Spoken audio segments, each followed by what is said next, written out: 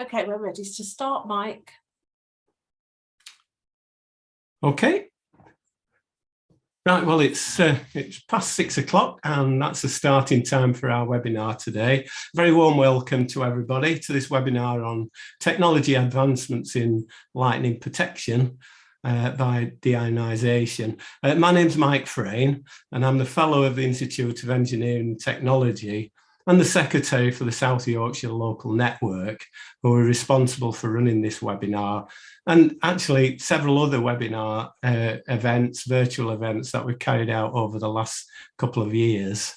I'm proud to volunteer for the Institute. That's given me so much over my long career, so I'm very happy to recommend volunteering for you wherever you are in the world. For those who aren't members, you'll be joining one of the most prestigious professional institutes with over 158,000 members across the world in 153 countries. So before we start, just a few house rules. Before we commence with the presentation, please feel free to ask questions at any time. Our speaker will endeavour to answer at the end of the presentation and not during the presentation itself. Should we run out of time, the Q&A session will be carried out afterwards, and we'll gather all the questions together, and they'll be posted on the South Yorkshire Local Network site. That will be in the chat function, actually, the site address. So make a note of that if you want to follow this up. And it is being recorded as well, so you'll be able to watch again afterwards. That same site, the local network site, will give you information on how to obtain CPD certificates. So anybody that needs to have a CPD certificate, you can go through that site and get it from there. So that the address will be posted into the chat function. So don't use the chat function to ask questions, as we can't download a copy. So if we do run out of time, we won't be able to get a copy of your question if we've not answered it. So here we go then. Let's get on with the show. Earlier in this year, I was invited to a substation conference in Leicester when I first heard our speaker for today, Stephen Horsley. He talked about the subject of stopping lightning strikes by deionising the atmosphere using the invention of the great Nikola Tesla from 100 years ago. I was fascinated then and very much look forward to hearing from Stephen today.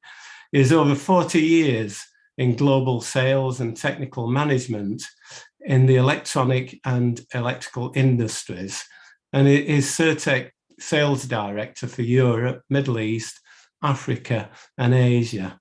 And is also a Director of Global Sales at IPEC UK, who won the Queen's Award for International Trade in 2016. He is a member of our own Institute of Engineering and Technology and also the IEEE. In addition, he's a member of the power and energy sector for the IEEE and a member of the Seagrey International Council on Larger Electrical Systems. So without further ado, let me hand over to Stephen. Welcome, Stephen. The floor is yours. I noticed that you're not sharing the screen now, so if you can share your presentation. Yeah. So, Mike, first of all, thank you. Can you hear me okay? Yes, perfectly. Thank you. It's saying on my screen share that we'll be able to open that up now. So let me do that, which is good. We go into presentation mode, and hopefully everybody can see it. So thank you very much indeed. Sorry, Stephen, just go into slideshow. Yep.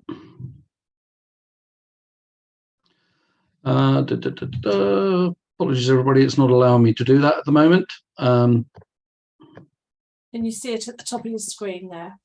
Yeah, I can, yeah. Say mute, stop video, participants chat, new share. Yeah, no, not up there. On the strap line of your actual presentation, there should be it says file home in, so that's it. And then just change that display settings. Yeah, okay, show taskbar. So just the one next to it, go to display settings, the one next to it. Yeah, I'm sorry. That's okay. That's okay. Showing there. Excuse me, everybody. We'll get there in a second. That's okay. Just click on that display settings next to it at the top there. You see the little drop next to it, next to where you are, next door to that show task. There's one that says display settings. On my screen. Because otherwise we can see your notes next to it. Well, yeah. Unfortunately, it's not showing that. Okay. Yeah. Okay. I think just for the purpose of where we are here, I cannot get that to go to full screen at the moment. Let me just see if it does it here. No. Yeah, go to that again and hide presenter view.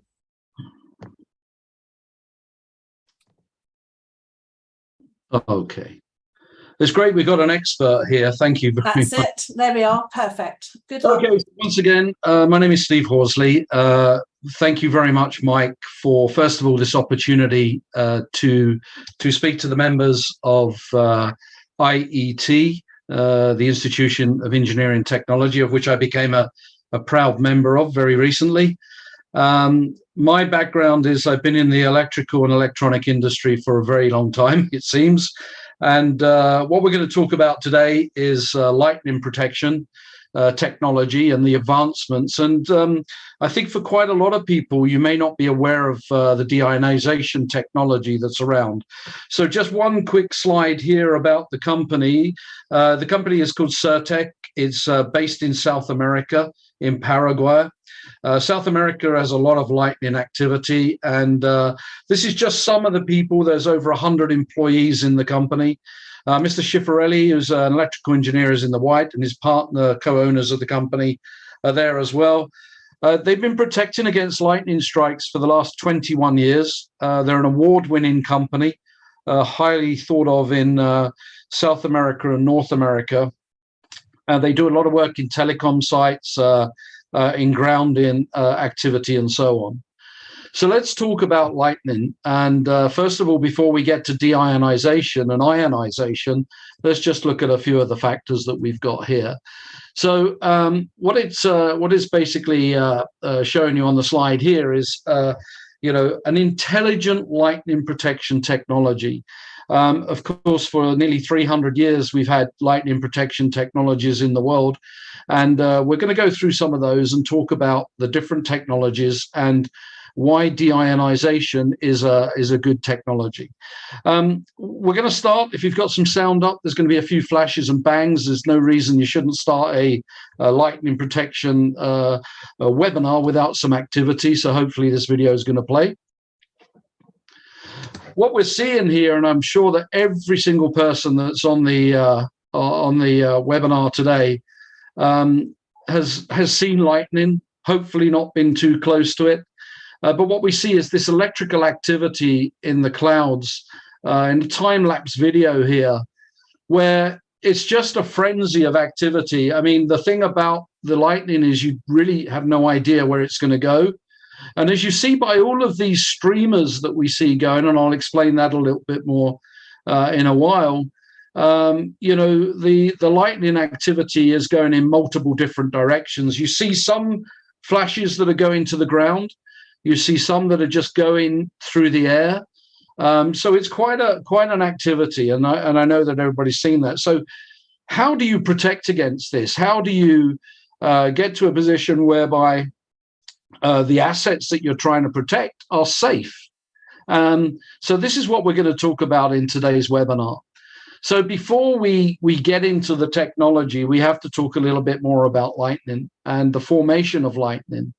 So lightning is, if you understand that if you're learning about lightning, the term is fulminology. If you're frightened about lightning, which a lot of people have been, especially when you're young, it's called astrophobia. In the UK, if I just look at the UK market for the moment, the Met Office says that there's about 300,000 strikes every year in the UK, which is a significant number. And when you think about 300,000 strikes, there's a chance that one of them is going to be pretty close. Globally, though, the fact is much higher. It's about 100 strikes every second recorded. And we know this data because of lightning detection centers that are placed all over the world. A typical strike can be 100 million, 300 million volts by the National Weather Service telling us that. And so that's a lot of volts. And then we have the current, which of course is the dangerous part, which can be about 30,000 amps. A lightning strike is said to travel around 270,000 miles an hour, 430 kilometers per hour. So we know when we see a lightning strike, we've all seen them when they discharge, they are going at tremendous speed. The one thing that you get with lightning as well, of course, is when these ionized plasma channels are coming down towards the Earth, is this significant temperature. So what we see with a lightning strike, which everybody knows, is that we've got high voltage, we've got high amps, we've got tremendous speed, we've got temperatures up to 30,000 degrees. And we also get another very unwanted aspect of it all, which is an electromagnetic pulse and radiation. So when we look at lightning, what we see is all of these, these aspects, which if the lightning strike is coming to you, is bringing all of this with it. So just looking at this chart here, you can see this jiggly-jaggedy line coming down on the right here with these branches. And you can see on the little picture in the middle there that a bit like when we're flying, in aircraft and you've been through a bumpy zone, the air is not completely constant. Everything about the air is different. We have cool air, we have dry air, we have dense air. And lightning is generally looking for the path of least resistance to be able to neutralize itself and to come back. What this says here is types of lightning. So we have intra-cloud lightning. This is lightning within the cloud. We have cloud to cloud, so different clouds of lightning. We have the most dangerous one for us all, which is the cloud to the ground, or it's actually cloud to sea. We also have the opposite way around. Lightning can go from the ground up to the cloud. We also have a thing called a bolt from the blue. And in fact, this picture is a little bit like a bolt from the blue, because the actual discharge can occur many, many miles, kilometers away from the actual cumulonimbus cloud, and a strike can occur. And these are very, very difficult to predict this type of a lightning strike. Way above, up in the upper atmospheres, there is also lightning. There are L's, there are red sprites, there are blue jets, there are different types of lightning that's way up. Collectively, these type of lightning events are called transient luminous events, and you can see them way above the cumulonimbus cloud. What we see in this picture is, in the background here, is the cloud is a cloud which grows to significant height. These clouds grow way up into the atmosphere, and the convection from the hot air and cold air is causing these cloud formations, and they become extremely turbulent. In this particular video I'm going to show you, and I'm going to pause it hopefully as we go along, is now we're seeing a cloud and we're seeing charge.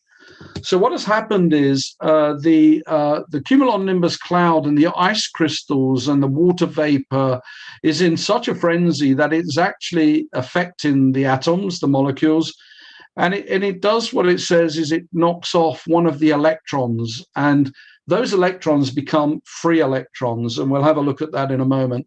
So I'm just going to credit Picos Hanks, because you can see this video on YouTube. It's a brilliant video that he put together just to show how the charges are moving around in the atmosphere. And what we see there is the positive and negative charges becoming split. The electrons and protons become split. They become electrically charged. And as everybody on this call knows, the basics of electrical law is that two opposite charges will attract each other. Two similar charges repel each other. And so what we see is, in an intra-cloud scenario here, these step leaders, these plus and minus symbols going through the cloud, and all they're trying to do is to find the greatest attraction and to come back to a neutral state. As the video goes on, we now get to the dangerous side, where we see step leaders going down to the ground, or it can be the sea, and they're discharging to the ground. What you see on the video as well now is these step leaders coming down, and you see this significant buildup of opposite charge. So we've all held magnets, I'm sure, and when you hold magnets of similar polarity, of course, they push apart. So these negative streamers that are coming down from the cumulonimbus cloud have pushed the negative charge way into the ground. And because of the attraction of opposite charge, the positive charges are now coming up. What we see here is the discharge occurring. Now, lightning has a thing called a return stroke, and it can be 1 to 20 times that we can have the return stroke. What you're seeing is step leaders in this particular part of the video here. I'll try and well, this one here, I'll show it more. You see this step leader coming up from the top of a telecoms tower, meeting the downcoming streamers, which are probably negative charge, and the tower was positively charged. And of course, we get that discharge. And you see that in these significant lightning strikes that we see in this particular video. You know, lightning travels at such speed, it puts out an electromagnetic pulse. It's the sound wave that we hear, and then we see the flash of lightning. We know that the difference is between light and sound. And so again, you see our streamer going through the atmosphere. It's going in all sorts of different directions. It's quite a crazy thing. And on the right-hand side, you see a lot of electrical activity as well. So the video here is really showing the differences on what is called streamers, positive and negative. And remember, we talked about magnetism and the repulsion of similar charges pushing the other charge into the ground. So when we see lightning strike, wherever it is because of a buildup of charge. This is a very good website. It's called Blitzorg. It's live data. When you click, there's a link here that everybody can click on. You may have already seen this particular website. When you click on it, you can actually see globally lightning strikes as they're happening because they're being picked up by detectors around the world. And what we see on this picture is that, normally when we're near thunder, we normally maybe see, a few strikes or maybe quite a few strikes. But this particular map shows that in regions, if you look up here near Finland, in fact, let me just put my pointer on here. Pointer options. Okay, if you see up in Finland here, it's a little bit difficult to see. But in this area here, in these circles here, there was 3,100 strikes. Down here towards Algeria, 124 at the time I took this shot. And up towards the UK, actually out into the Atlantic Ocean here, 27 strikes. Across in Australia, you see a huge amount of activity. And of course, if you look at this site, generally in the Gulf of Mexico, you're going to see lightning strikes every day.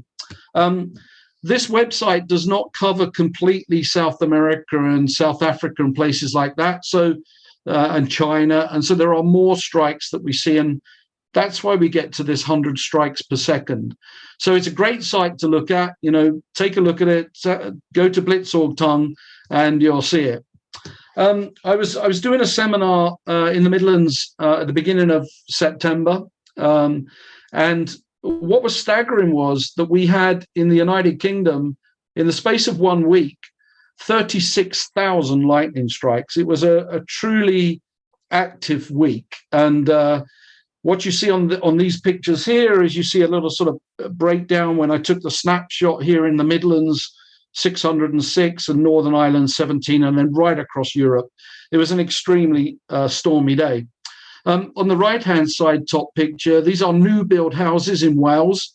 And as you can see on the 5th of September, that one on the right-hand side got hit.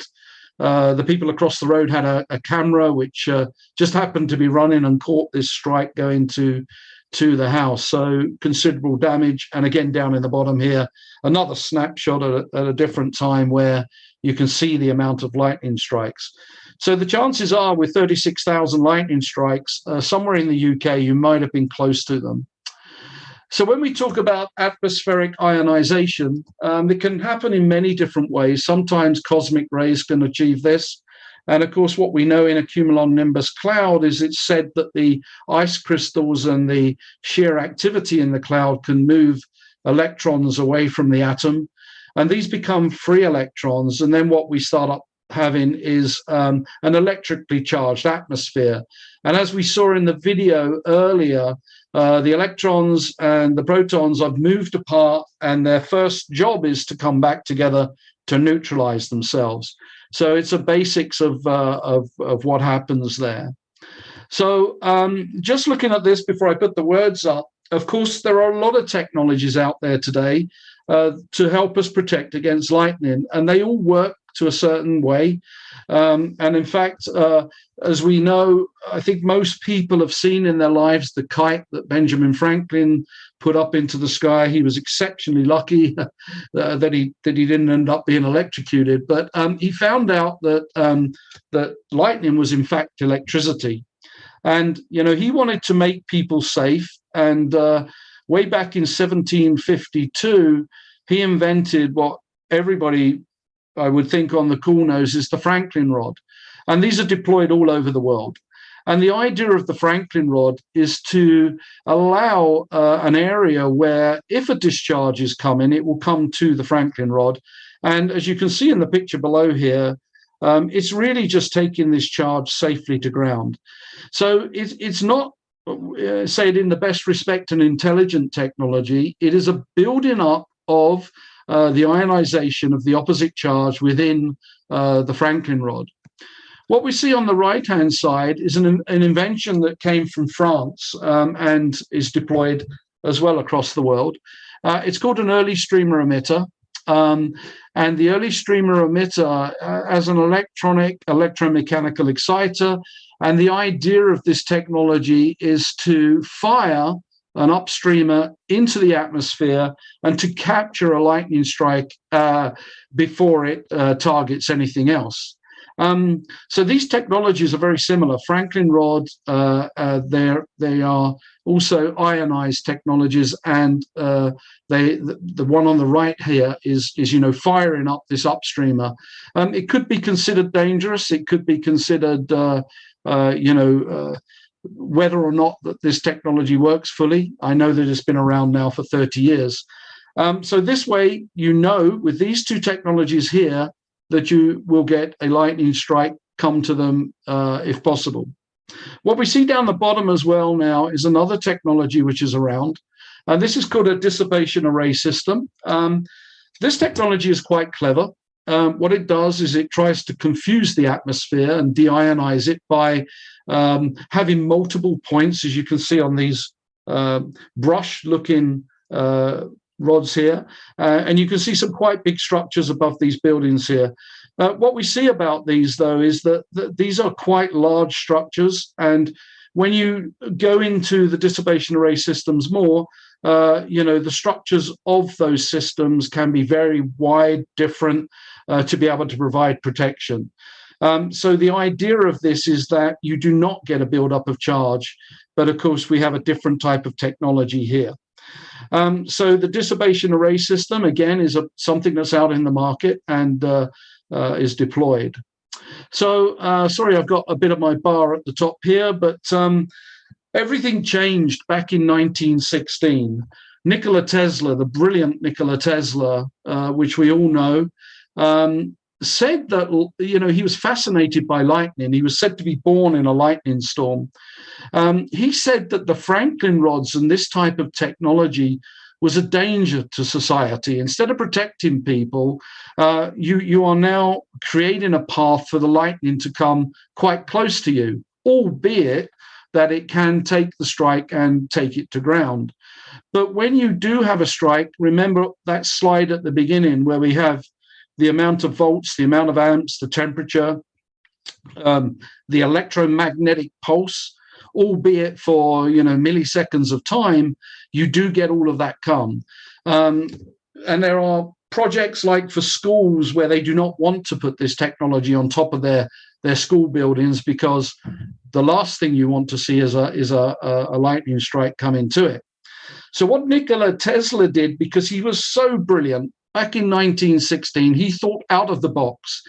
He said, if you take away the ability for the buildup of charge, you cannot have a lightning strike.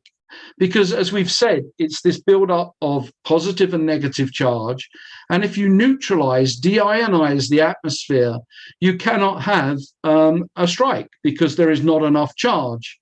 It doesn't deflect lightning. All it does is protects an area, and lightning will be drawn to wherever the buildup of charge is. So his technology, which he patented way back in 1916, 1918, was this device called a PDCE. The first thing you see about this device is it's this cylindrical type of shape here. It's not a point. And what he did with this technology, which is a passive technology, is in the very early days of 1916, this technology actually did deionize the atmosphere, but perhaps not to the levels that we do today. We know Tesla invented the Tesla coil, alternating current, 700 other patents. And what happened with this technology is you see on the patent office here, his original drawing on the right-hand side, painted it in New York. And patents, as we all know, in the world last for a period of time. And very unfortunately with this technology, back in the 1930s, the patent ran out, and in fact, it got lost. The patent was lost in archives, and by chance, Mr. Schiaparelli, the president of Certec, came across this patent by reading articles and exploring, and could see that this technology was completely different to Franklin rods at the time, and also the newer technologies of ESE and dissipation array systems, that it's a singular device. And Tesla in his early days, picked on different shapes and sizes in his experimentation. So what happened is Mr. Schiaparelli, when he found this technology, decided that this is a product worth building, a product that can deionize the atmosphere, and a product that can protect different areas. What you'll see with this technology is inside of here is a capacitive technology that allows the ability for the charge in the atmosphere to be drawn to it and safely to ground. What happened last year, out of respect to Nikola Tesla, was that myself and the team at Certec went to the Tesla Institute. I didn't actually go, but my colleagues did, and took this device and said, look, this was an invention from Nikola Tesla. Can we prove this technology in a modern day product? And can you certify this technology as doing exactly what Nikola Tesla set out to do? So the laboratory, over a period of time, took the devices in, did impulse generation pulses. You'll see this a bit later on in the presentation. And in fact, this case study that we see here, number 322053, which is available for people to view, certified that Certec had taken the technology of Nikola Tesla and turned it into what is now a modern-day globally deployed product. This one here has these ball-type effects here. You'll see this in the video at the moment. There are different shapes and sizes, and they don't all look like this. They look different, some of them, depending on what you're trying to protect. So now let's look at the functionality of this technology and what happens. The principle is quite simple, but it's a complex technology inside.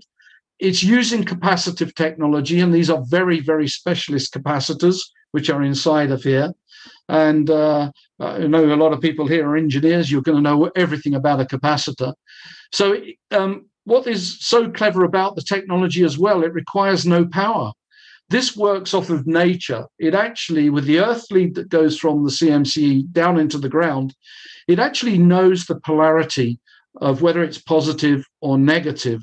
And then inside of the device, the capacitive technology, floating electrodes and so on, actually determine how the atmosphere should be drained. So it requires no power. So this device is superb for the world. All of these devices are completely recyclable as well.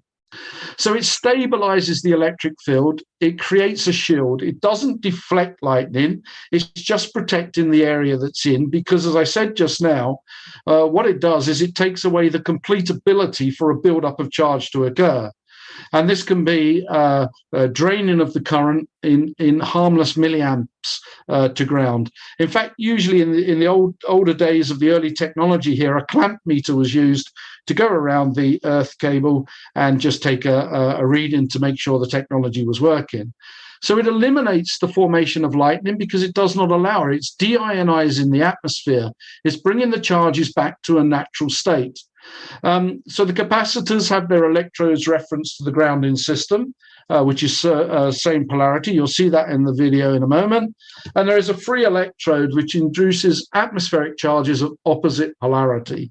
So this is the clever part of it. When you look at this building here, now we have a change in protection technology. As I've already said, there is the Franklin rod, the ESC, and the dissipation array system, all different ways of protecting against lightning. Again, we have the cumulonimbus cloud here, and the bottom of the cloud is full of electrons, which are creating streamers, which are looking for the buildup of charge, which is on the ground. So electrons, of course, negative, and protons positive. And it depends on the air permeability, the dielectric constant, the electrical resistance, and a number of other factors that allow this technology to work. So according to the potential difference which is created inside the CMCE, we get a balancing deionizing effect. And as I said already, the charges are taken to ground. So that is, in basics, the principle of the technology. Again, obviously, electrical law 101, negative and positive charges attract, and similar charges repel. So lightning is just trying to neutralize itself in either direction. So now let's just look at this device and what is going on inside of it. So the loads that come from the ground are distributed in a floating electrode to be charged with loads of the opposite sign, which is what you can see here. So the bottom part of the device has recognized that the Earth is positively charged and has taken that charge to the bottom part of the technology. And now we see that the buildup of electrons that are in the atmosphere are coming towards the device, but no way is this a buildup of positive charge because of the device shape. And this is what Tesla invented back in 1916. If this was to be a point, you would end up looking like a Franklin rod or other technology. Walter Lewin, I don't know if you've ever seen any of his lectures, he does a phenomenal lecture on YouTube about charge build-up in positive pointed areas. So I'd highly recommend people looking at that. So now we're going to go through what is actually happening and how these charges are coming together. And I'm going to go to seeing here that the top half here is negative, the bottom half is positive. And as the charges are drawn together, they're being taken to the ground safely. The positive charge collects the negative charge in the capacitive technology inside and drains it to ground. The technology does it in 360 degrees. And these devices, this technology of deionization goes in different radius from the middle of the device. So it's a bit, I suppose you could refer to the technology like car engines. You can have a 1 liter, a 1.5, 2 liter, 5 liter. So depending on the design internally here, the electrical current drainage is dependent on the size of the capacitive technology that is inside of the device. So the greater the technology, the greater distance that you can actually drain from the atmosphere. And there is a lot of papers and studies on this and documentation to show how this charge is being drawn from the atmosphere and why will it protect these distances from the center of the CMCE. Here we can see a very good example of a CMC installation. This is an example of the National Hurricane Center in the United States of America. What you can see on here is these 3 circular areas. So one device will cover 25 meters. So you can see the area that it will cover. So in fact, here it's not covering the complete area of the National Hurricane Center. If you go to one of the next devices, which is a 55-meter device, again, it's not covering the complete area. And then when you go to the green one, what you can see here is this huge area that this one device can protect. And if we were to look at traditional technologies, a lot of traditional technologies, you would need maybe Faraday cages. You may need on a building a Franklin rod on every corner. You may need a Franklin rod halfway down. You may need a lot more of the current, the older technologies to protect an area. So bearing in mind that one device here, this green one here, is protecting 120 meters in radius. So how do you know it's working? So the slide at the very beginning talked about intelligence, and this is where intelligent lightning protection has gone to a new level. The company this year said, well, look, we've been installing this for 21 years. We've never had an incident, and periodic testing has been done of all of the installations globally, which is part of the installation process. And as long as these tests are done periodically, you knew the device was working.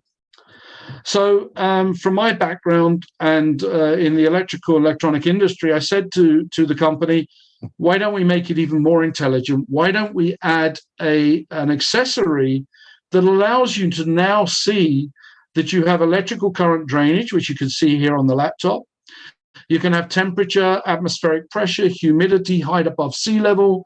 And there's even an area, which is actually not showing here, apologies, that shows a recording of lightning strikes within a 30-kilometer radius of the installation of the CMCE. So now what has been happening over the last 6 months, I would say, is that the insurance companies have now really looked at this technology significantly, because you can get reports and you can get alarms. And if you've got many, many CMCEs protecting an area, you can see that you have this protection in place. As I said, electrical current drainage, and this is running constantly. The atmosphere is never the same. So the current drainage is just constantly changing, as we know. What it does as well is that the future will see the prediction of lightning from this technology as well. So the entire system becomes extremely intelligent. So real-time remote monitoring of your lightning protection. As you know, with Franklin rods, you do not have that. With ESC, they normally have lightning strike counters. I'm not very familiar what dissipate array systems do, but with this technology, you get the whole lot. And here on Google Earth, this is only two. This is at the headquarters in Asuncion in Paraguay. You see two sites. If you click on these, it brings up the complete detail of the protection. What we've been finding as well with the technology is there are some very tall buildings that are around it.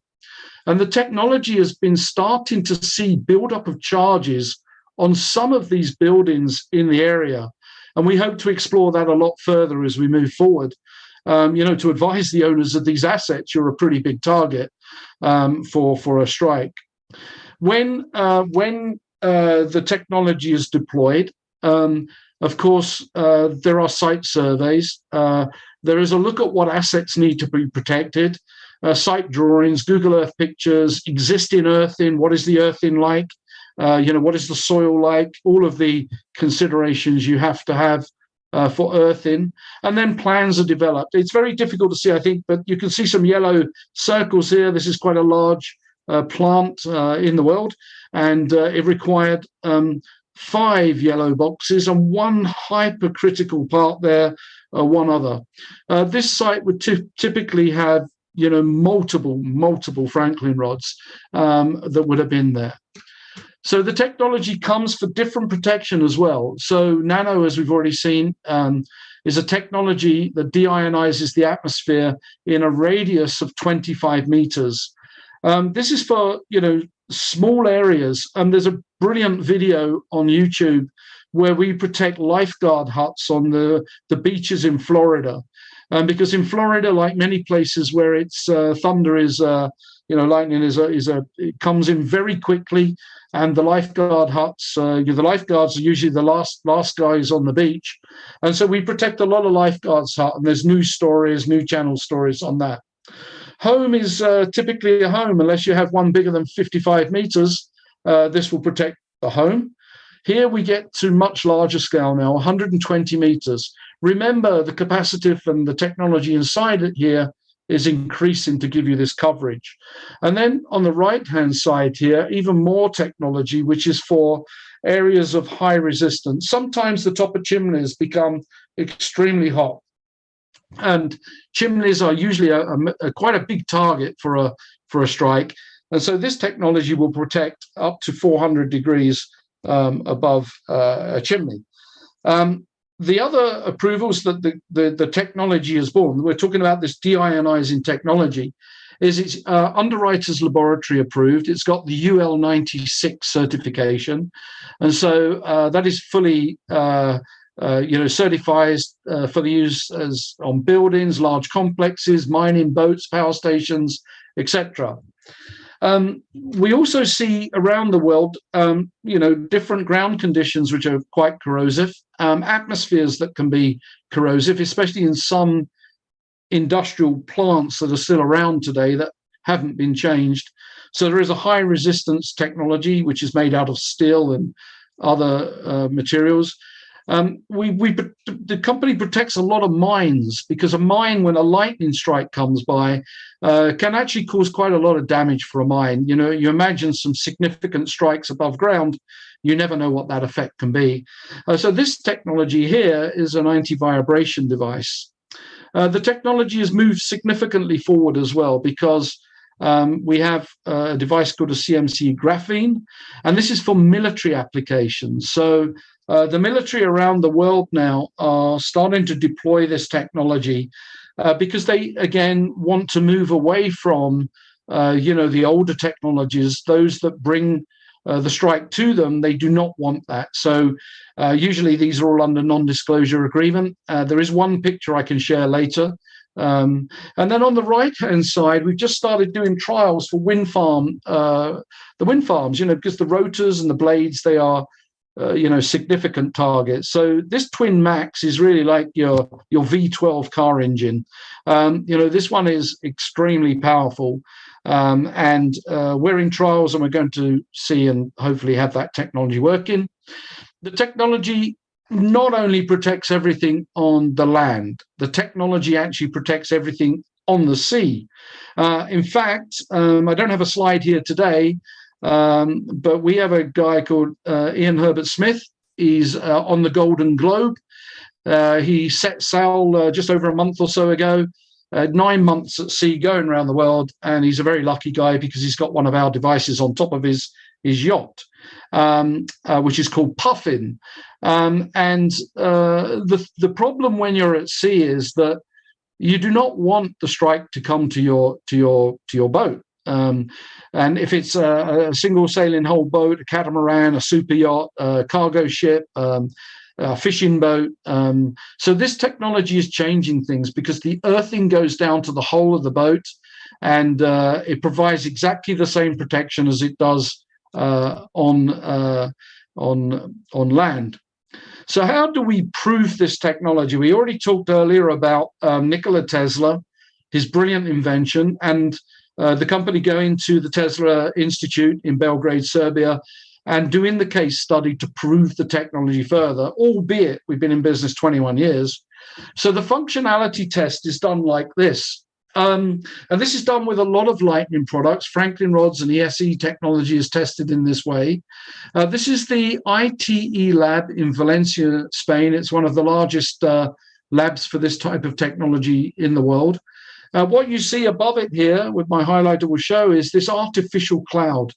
So anywhere within this artificial cloud, a discharge could occur. It could be anywhere here. What you see at the bottom here is the CMCE, and it's earthed and checked. But before you go through testing the CMCE, what you need to do is to have a reference. So a Franklin rod is put here, or an ESE is put here. And as the impulse charges are increased, a discharge will go to the Franklin rod or the ESE, because that's what the technology is there to do, to take the discharge. So now, as we increase the discharge here above the CMCE, in the laboratory, there is no discharge. So the question is, where has the discharge gone? Well, it hasn't actually gone anywhere. It could look for somewhere in the lab, and I know the lab guys were a bit worried when we got up to the voltages we got up to. But the CMCE goes through exactly the same impulses that the Franklin rods and the ESE did, and there was never a discharge from the artificial cloud. This is a bit of an eye chart. Apologies for that. When you look at British standards with Franklin rods or ESE technology, it states that you need to be around 425 to 468 kV in BS 62305. And what we did is we took the lab to its absolute limit. So we went up to 840 kV. Nobody else has done that.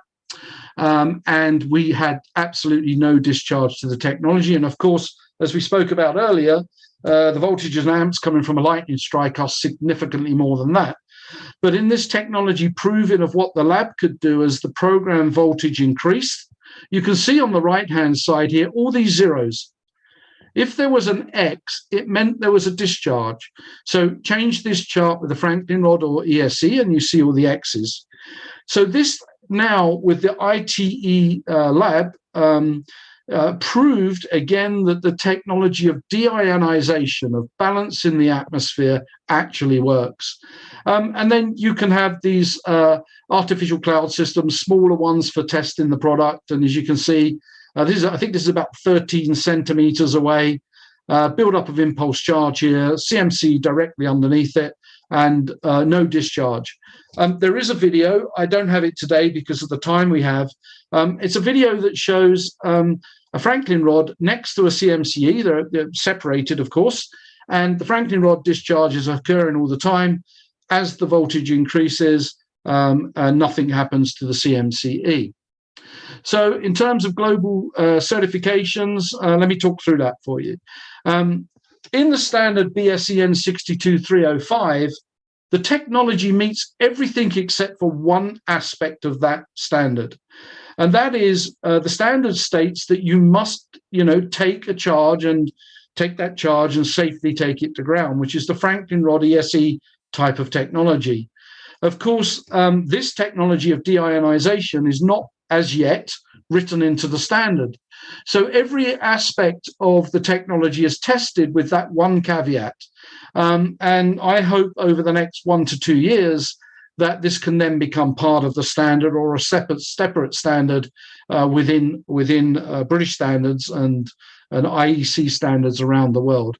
So here we have a test report that says that this technology of deionization was fully proven, and when you get the full report, it just says under discharge that it's not applicable because it's not applicable. So company should be 9001, 14001 registered. It is NEC registered. It is approved by NATO. NATO has approved this technology. As I said, the technology of deionization is now accepted by the military. And there are many projects now developing around the world. And it's under this code, NCAGE code SFKU3, and you can look that up and see that. Underwriters Laboratory, I mentioned that. That is a product that's there. Because of Brexit, CE marking and UKCA. Before the crazy situation we have, fully approved in the Russian and the Commonwealth of Independent States. Before the Troubles, about a year and a half ago, the technology was fully proven in those markets. The good news is, as I said, it's a passive technology. It does not require power. And every part of the technology is actually ROSH compliant, no hazardous materials, and can be recycled. Of course, with technologies like this, when people hear it the first time, and when you see that video at the beginning of just the clear frenzy of lightning, it's difficult to understand that you can protect an area with such great power happening in the atmosphere. And so there is many documents about land-based, documents about marine-based, case studies from companies around the world that were being struck by lightning regular. And when the technology was deployed of deionization, that lightning strike effect did not come to their protected area. The graphene device here, this is the military one. There's some documentation on that and so on. So now, just to finish this part of my presentation, because we nearly run into an hour, it's important to see that companies around the world have gone and done the due diligence. They've looked at this technology in detail, and they've then deployed it. I'm sorry, it's just under my black part at the top of the screen there. But this is a very successful story. This is a company called Silent Yachts.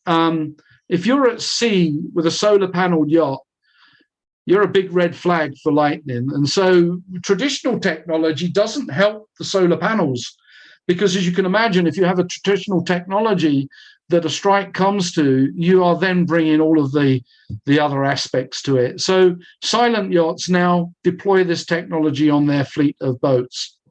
Of course, when you have some super yachts, this is a Mirabella 5 yacht, and you might just be able to see the dot at the top here, and there's a video on YouTube of the installation on these type of yachts. Again, a mast of this size, again, is a major target for lightning if you're the only guys at sea, or even if you're in the marina. So, this is a, very, very expensive yacht. And the owners of this yacht have taken the technology and done it. And in fact, in the UK market now, our distributors are selling this technology to some of the super yacht builders and other yacht builders across the UK. Catamarans, for some reason, get hit by lightning more than other vessels. But with a catamaran here, you can see the CMC is at the top here. It's earthed into the hulls, both because it's 2 hulls, of course, being a catamaran. Some you get trimarans as well, which have 3 hulls. And we earth below sea level using the sacrificial anodes that are down under sea, and we protect catamarans. Now get into the land-based assets. Petrochemical industries absolutely do not want to see lightning coming to them.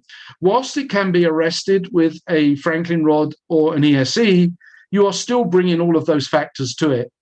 So many petrochemical companies now around the world are moving to this technology of deionization. And remember that the deionization covers a large area depending on the device. And so by putting one device at the highest point, which is done in a site survey and plan, you can protect these tanks from any type of discharge. And that's an example there.